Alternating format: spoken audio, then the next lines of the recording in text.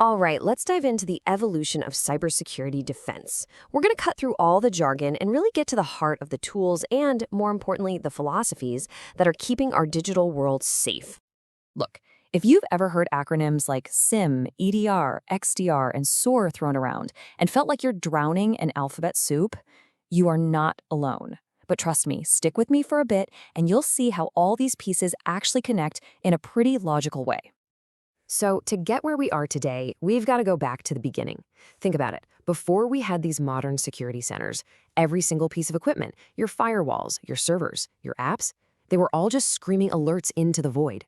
It was this total flood of information, just a mess of digital noise. And the biggest challenge was, how on earth do you spot a real threat in that ocean of disconnected alerts? So how do you start to bring order to all that chaos? Well, the very first big step forward was to build a kind of central command center, a system that could listen to all that noise and actually pick out the signals that mattered. And this is where the SIEM comes into the picture. A SIEM, that's SIEM, for Security, Information, and Event Management, is basically the watchtower for your digital kingdom. Its entire job is to gather up all those different logs from every nook and cranny of your network and pull them into one single central spot. For the very first time, security teams could finally stand in one place and see everything that was happening down on the ground below. And this is really where a SIEM shines. It's not just collecting data, it's connecting the dots. So, for example, a server log might show 500 failed login attempts in a minute. At the exact same time, your firewall log shows all those attempts are coming from one sketchy IP address. The SIEM is smart enough to put those two things together and raise one single clean alert. Hey, we've got a potential brute force attack here. That is a world away from just having two separate noisy alerts that you have to figure out on your own. Okay, so the SIEM gives us this great bird's eye view from the castle walls. But what happens when the threat isn't trying to storm the gates? What if an attacker is already inside, maybe disguised as a normal employee on their laptop? See, just watching the perimeter isn't enough. You need guards inside the castle too. And this was a huge shift in thinking. For years, we had traditional antivirus, which was kind of like a security guard with a photo book of known criminals. It would just ask, hey, have I seen this bad file before? EDR is totally different. It's more like a detective that's watching for suspicious behavior. It's asking a much smarter question. I don't know what this file is, but why is it suddenly trying to encrypt all your documents and call out to some server in another country? It's the leap from spotting what's known to catching what's unknown. So an EDR, or Endpoint Detection and Response tool, is that detective. And you put one on every single endpoint, every laptop, every server. It's not just looking for a face in a photo book. It's constantly watching for any activity that just feels wrong. It gathers all this detailed evidence, or telemetry, to spot those really sneaky modern attacks that old-school antivirus would completely miss. The way EDR works is pretty straightforward. First, it collects a ton of incredibly detailed data from the computer. Every single process that starts, every network connection it makes. Then, it uses behavioral analysis to look for weird patterns in all that data.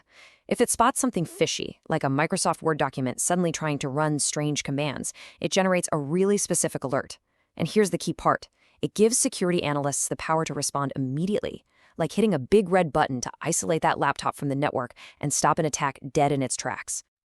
All right, so now we've got our watchtower with the SIEM and our detectives on the inside with EDR. The next big jump in this evolution is all about making them talk to each other, and more importantly, making them act at machine speed. Because, as we know, threats don't just happen in one isolated place.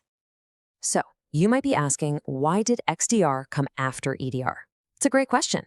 Well, it's because a real cyber attack is a story. It doesn't just happen on one laptop. It might start with a phishing email, then move to that laptop, and then spread across the network to a cloud server. EDR gives you a great view of that one chapter on the laptop, but to see the entire story, you have to look beyond just the endpoint. And that is precisely what XDR, or Extended Detection and Response, is all about. It takes that deep detective work from EDR and extends it, pulling in data from your network, your cloud accounts, your email systems, everything. It then stitches all those different viewpoints together into one single coherent story of an attack from beginning to end. So let's quickly break down their rules, right? Think of the SIEM as this massive library, collecting every log for compliance and high-level searching. EDR is the forensic specialist, doing a deep dive investigation on one specific device. And XDR? XDR is the master storyteller, the one that pulls together all the clues from the endpoints, the network, and the cloud to show you the full narrative of what actually happened. But all these incredible detection tools, they create a brand new problem: alert fatigue. There are only so many hours in a day, and a human analyst can only investigate so many alerts. Meanwhile, the attackers are using automation to move at lightning speed, so the defenders needed to do the same. The new challenge was, how do we respond as fast as the attack itself? And the answer to that is SOAR: Security Orchestration, Automation, and Response. The easiest way to think about SOAR is as the official playbook for your security team. It lets you predefine a whole set of automated actions that get triggered the moment a certain type of alert comes in. It's like giving your security guards a set of standing orders so they can act instantly without having to wait for a human to tell them what to do. Let's take a classic phishing attack. The old way, the manual way. An analyst gets an alert. They have to copy the suspicious link, paste it into some analysis tool, wait for the result, then they have to go to the firewall to block the IP address, then they have to go to the email system to find and delete the message. It's so slow. It's just click after click after click.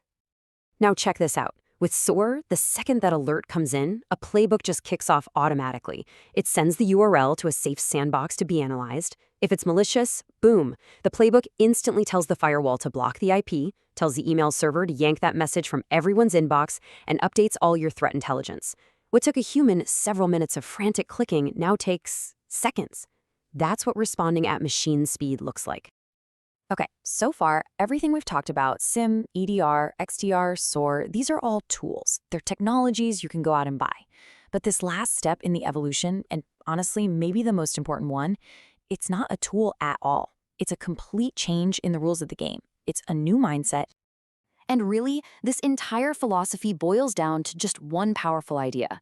You see, the old security model was like a castle with a moat. Once you were inside the walls, you were pretty much trusted. Zero trust completely demolishes that idea. It runs on one simple, deeply skeptical principle: never trust, always verify. So a zero trust architecture basically says there's no such thing as a trusted inside of the network anymore. It makes no difference if you're connecting from a coffee shop or from a desk inside the office building. Every single time you try to access anything, you're treated as a potential threat until you are proven to be legitimate. It's a fundamental shift from the old trust but verify to a much simpler always verify. This whole philosophy is built on 3 unbreakable rules. First, assume breach. You have to design your systems as if the bad guys are already inside. Second, verify explicitly.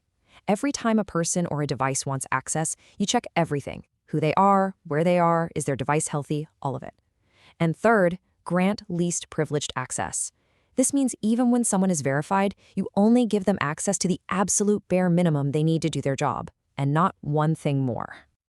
So when you look at the whole journey, you can see this clear, logical path. We started out just passively watching logs with a SIEM. Then we became proactive hunters on our devices with EDR and XDR. We taught ourselves how to respond instantly with automation and SOAR. And now, we're wrapping this whole strategy in a deeply skeptical and vigilant philosophy called zero trust. And that really leaves us with one final big question to think about. The world of cyber threats is changing every single day. It's getting more complex, more sophisticated. The tools and the strategies that we've just talked about, they're the result of that constant battle.